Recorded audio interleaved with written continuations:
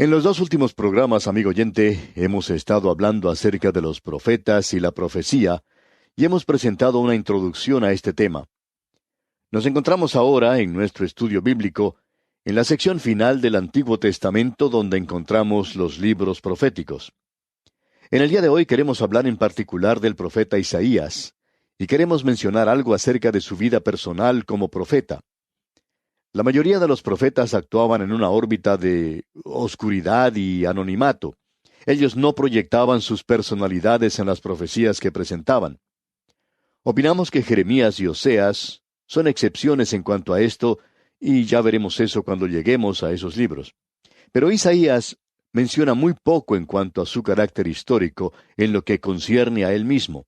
Hay muy pocas referencias a su vida y a su ministerio. En el primer versículo que leemos en su libro, encontramos la época en la cual él vivió durante los reinos de Usías, Jotam, Acaz y Ezequías, reyes de Judá. En el capítulo 6, Isaías habla de su llamado personal y de la comisión que él recibió. Y en un sentido, hablando lógicamente, este tendría que ser el primer capítulo. Pero nosotros vamos a considerarlo en la forma en que está presentado aquí en el libro. Ahora, en los capítulos 36 y 39 de Isaías, tenemos una sección histórica en la que se menciona la porción del ministerio de Isaías durante la crisis que tuvo lugar cuando los ejércitos asirios rodearon a Jerusalén. Hay algunas pocas secciones personales, pero por lo general Isaías se mantiene en las sombras y él señala a otro que vendrá, aquel que era la luz del mundo. Algunas personas opinan que Isaías pertenecía a la familia real de David. Esto, por cierto, no puede ser comprobado, es nada más que una suposición. Y otros eruditos, observando lo que dice allá en Hebreos capítulo 11, en el versículo 37, donde se habla de algunos testigos que fueron aserrados por su fe, creen que Isaías es quien es mencionado allí. Eso puede ser cierto y puede estar equivocado, no lo sabemos. Pero el crítico de tendencia liberal ha tratado de cortarlo, fraguando una tenue trama de un papel doble de Isaías que es hipotético, y hay algunos que aún han ido más allá tratando de fabricar un tercer Isaías. Y no hay ninguna clase de evidencia documentada más allá del escepticismo del crítico destructivo. Lo que ellos tratan de hacer es en realidad despedazar al profeta Isaías. Pero la historia nos presenta solo a un Isaías, y no hay dos ni tres, solamente uno. Y debemos indicar que probablemente Isaías es el profeta con el cual los eruditos trabajan más que con cualquier otro en los pergaminos que fueron hallados en el Mar Muerto. Y allí se encuentra una gran parte de lo que escribió Isaías. Y en esa época no había dos Isaías, había solamente uno. Así es que es muy interesante notar que el Señor ha permitido que un pequeño pastorcito encontrara un cántaro de barro donde se había colocado estos pergaminos cerca del Mar Muerto, y de allí se toma uno de estos pergaminos y se confunden los críticos. Opinamos que es necesario dejar que el Señor se ocupe de todo esto. Nosotros vamos a seguir adelante. Ahora permítanos ilustrar eso de una forma más familiar. Supongamos que dentro de unos 1000 años, un grupo de arqueólogos se encuentra investigando algunas huellas. Hacen algunas excavaciones, digamos, en el estado de Kansas, en los Estados Unidos, también en Washington, y también excavaciones en Europa. Y luego dicen, ¿sabe usted que existieron 3 Eisenhower? En Europa se encontró al general Eisenhower, que fue quien comandó al ejército que logró una gran victoria militar. Y luego había otro Eisenhower, que se llamaba Dwight Eisenhower, y que llegó a ser presidente de los Estados Unidos. Él fue elegido en el año 1952 y reelegido en 1956. Y luego existió otro Eisenhower. Este otro era un hombre enfermo, fue víctima de un ataque al corazón y tuvo una operación quirúrgica muy seria. Ahora alguien va a decir, bueno, eso es lo más ridículo que he escuchado. Pues bien, amigo oyente, cuando escuchamos hablar acerca de 3 Isaías, sentimos exactamente lo mismo. En la profecía de Isaías encontramos una similaridad sorprendente con toda la Biblia. Y si usted hace una comparación sencilla, se dará cuenta que es algo muy destacado. En la Biblia tenemos 66 libros. El libro de Isaías tiene 66 capítulos. En el Antiguo Testamento tenemos 39 libros. En el Nuevo Testamento tenemos 27 libros. Ahora, en el libro de Isaías, tomamos los 39 primeros capítulos y tratan del gobierno de Dios, y el énfasis se da a la ley. En los últimos 27 capítulos, uno encuentra la gracia de Dios y la salvación de Dios. Existen 66 citas directas tomadas del libro de Isaías en el Nuevo Testamento. Algunos han encontrado que se alude a Isaías unas 85 veces en el Nuevo Testamento. 20 de los 27 libros del Nuevo Testamento citan a Isaías, y 12 libros tienen citas directas en el Nuevo Testamento. Isaías, pues, está entretejido en el Nuevo Testamento como un hilo de brillantes colores que forma un dechado realmente hermoso. Isaías se puede discernir y es muy evidente en todo el Nuevo Testamento. Isaías ha sido grabado en la roca del Nuevo Testamento con el cincel del Espíritu Santo. Isaías se utiliza muy a menudo para recalcar y amplificar en aquellos pasajes que nos hablan del Señor Jesucristo. El Nuevo Testamento presenta como tema al Señor Jesucristo. Y en la misma manera, Isaías presenta al Señor Jesucristo como tema. De paso, digamos que él ha sido llamado el quinto evangelista, y el libro de Isaías ha sido llamado el quinto evangelio.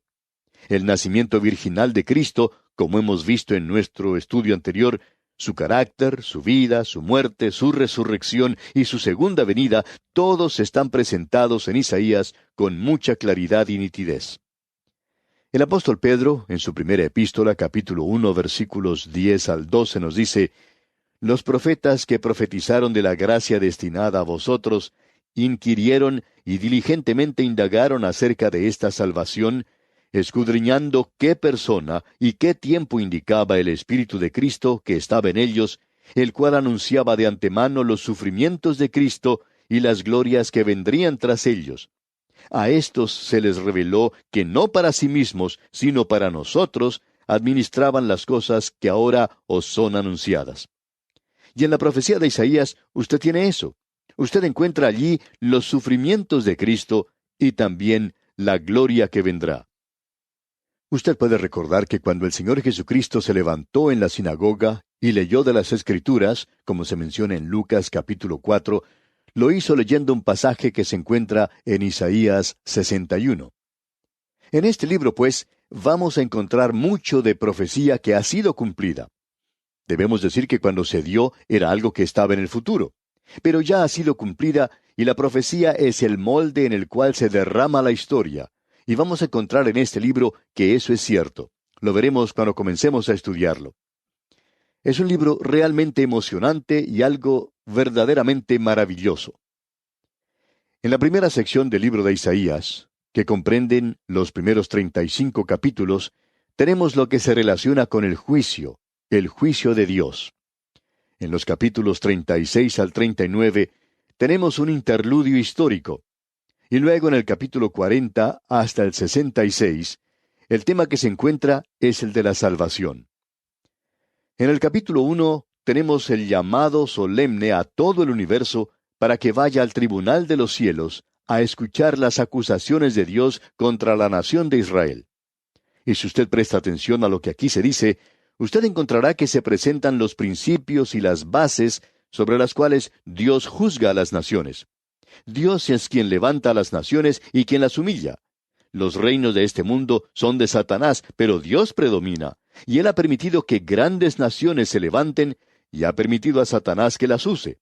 Pero cuando llega la hora exacta en el programa de Dios de quitar estas naciones, Él lo hace, y al recorrer por el camino de la historia, usted puede encontrar a muchas de ellas que han sido dejadas de lado. Aún su propio pueblo en el día de hoy es testimonio del hecho de que Dios gobierna a las naciones del mundo y está en control de los acontecimientos de este mundo.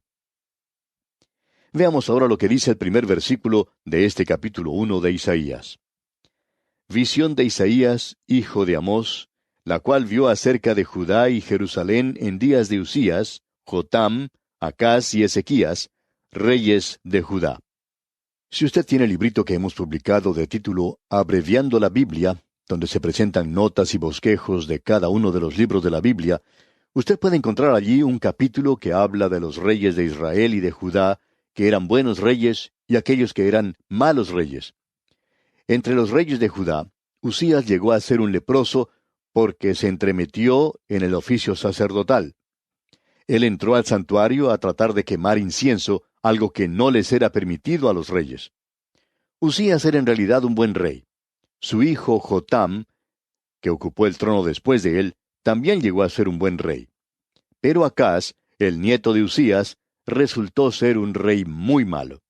Y luego tenemos mencionado a Ezequías, quien era un buen rey, aun cuando él pidió que su vida fuera extendida un poco más, y así sucedió. Creemos que probablemente eso fue una equivocación de su parte, a causa de las cosas malas que tuvieron lugar. No que él llegó a hacer cosas malas, pero las cosas que él hizo, por cierto que no dieron un buen resultado en lo que al reino se refiere, y eso fue causa de la desintegración del reino. Dios comienza ahora esta profecía de una forma majestuosa. Y dice en el versículo 2, Oíd cielos, y escucha tú tierra, porque habla Jehová. Crié hijos, y los engrandecí, y ellos se rebelaron contra mí. Dios está haciendo un llamado al mundo entero para que vaya al tribunal y se convierta en un espectador y escuche lo que Él tiene que decir al acusar a su propio pueblo.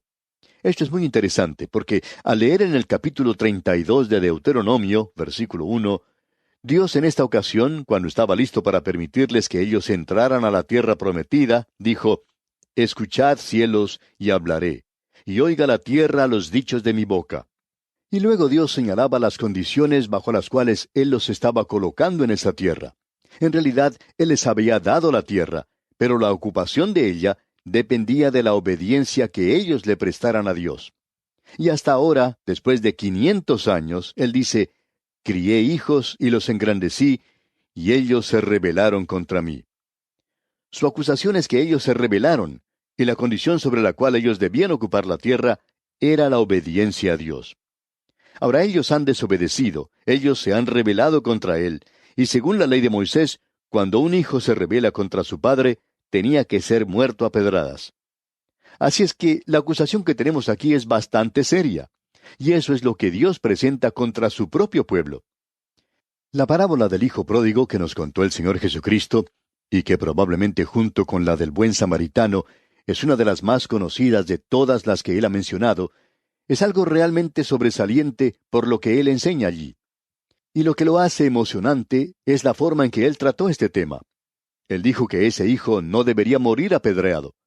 Cuando el joven llegó a su hogar y pidió perdón, aún antes de terminar su confesión, su padre ya le había abrazado y besado. Su padre ya le había perdonado. En lugar de un castigo, él tuvo una maravillosa fiesta para él. Y este hijo fue recibido por su padre. Y aquí Dios dice nuevamente, crié hijos y los engrandecí, y ellos se rebelaron contra mí. Luego presenta una declaración fuera de lo común. En realidad, la tensión que existía en ese tribunal desaparece al presentar una nota humorística. Amigo oyente, usted puede encontrar cosas humorísticas en la Biblia, y si lo hace, eso hará que ella sea mucho más interesante para la gente. Dios tiene un buen sentido del humor. Opinamos que cuando entremos a la eternidad, cuando hayamos pasado por esa época de pecado en esta tierra, cuando hayamos terminado con el programa que Dios está realizando en la eternidad, estamos seguros que vamos a pasar momentos de mucho regocijo. Vamos a reírnos mucho. Habrá, por cierto, momentos de mucha algarabía. Y por cierto que no es algo malo al pasar por estos días en nuestra vida cristiana, el tener un sentido del humor apropiado. Dios ha puesto mucho de eso en la Biblia. Por lo menos lo podemos ver en la Biblia de ese modo. Una señora en cierta ocasión, que siempre se enojaba mucho cuando se le mencionaba que había algo humorístico en la Biblia, ella decía que uno era irreverente cuando decía estas cosas acerca de la Biblia. Ahora no creemos haber sido irreverentes al encontrar algo de humor en la Biblia, pero allí está. Y hubiera sido bueno que ella hubiera aprendido eso también. Ahora esta señora hace mucho tiempo que partió para estar con el Señor, y esperamos que se haya podido sonreír por lo menos 1 o 2 veces. Nunca lo hizo cuando estuvo en esta tierra. Era una de esas personas que nunca encontraba nada en esta vida que fuera digno de una sonrisa de su parte.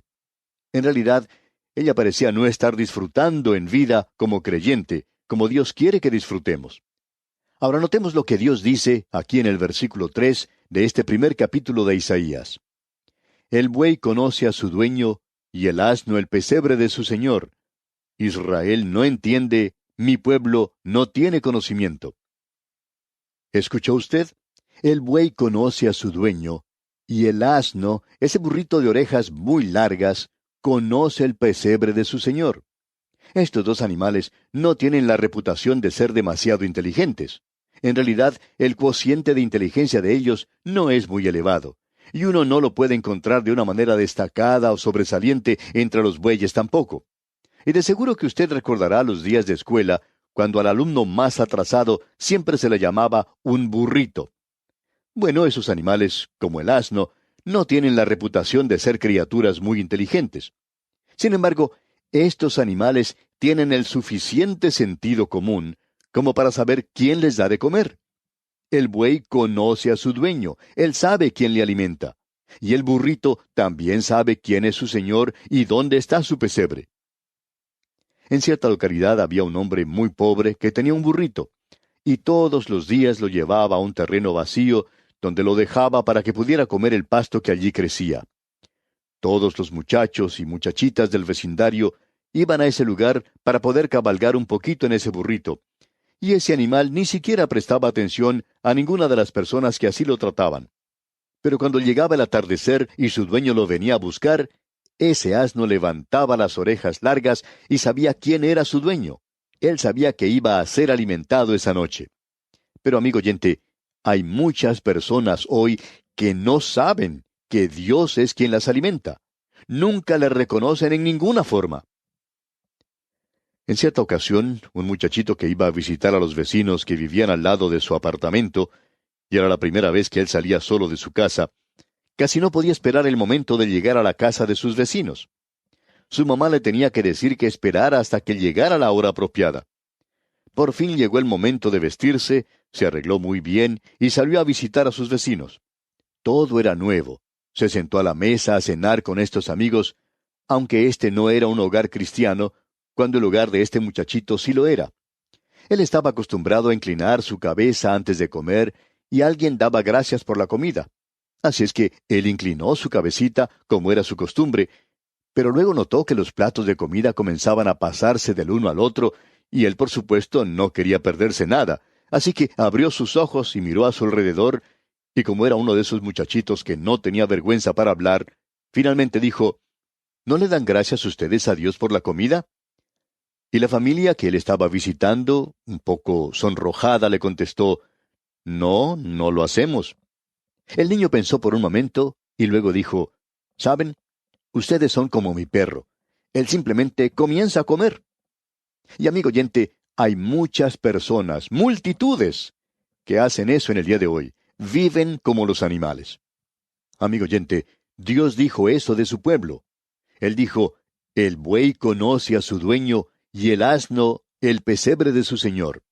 Pero su pueblo Israel no lo sabe. Hoy se nos dice que el hombre desciende del animal. ¿Cómo puede ser eso?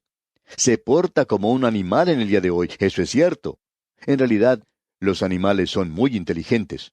Quizá en lugar de nosotros ser los descendientes de los animales desciendan de nosotros, y ha evolucionado en algo que es mucho mejor de lo que nosotros somos. Ah, amigo oyente, en el día de hoy, el hombre se encuentra en una posición muy baja.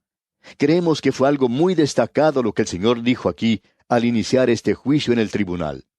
Él ha llamado a todo el mundo para que esté presente y dice, este es mi plan general. Ahora, en nuestro próximo estudio, Dios mediante, vamos a hablar más de esto y vamos a ver que Él lo va a hacer más específico. Y cuando Él lo hace específico, vamos a ver que Dios está llevando a cabo uno de los grandes principios por los cuales Él juzga a las naciones y cómo las naciones llegan a menos. Y vamos a ver eso, Dios mediante, en nuestro próximo estudio. Pero siempre ocurre lo mismo. Primero se presenta una apostasía espiritual, hay una decadencia moral y luego una anarquía política. Y francamente vamos a ver las cosas no en la capital de nuestro país, sino mucho más cerca que eso. Veremos eso, pues, Dios mediante, en nuestro próximo estudio. Mientras tanto, le sugerimos que usted se lea el resto de este capítulo 1 de Isaías para que se familiarice con su contenido. Que el Señor continúe bendiciendo su vida es nuestra ferviente oración.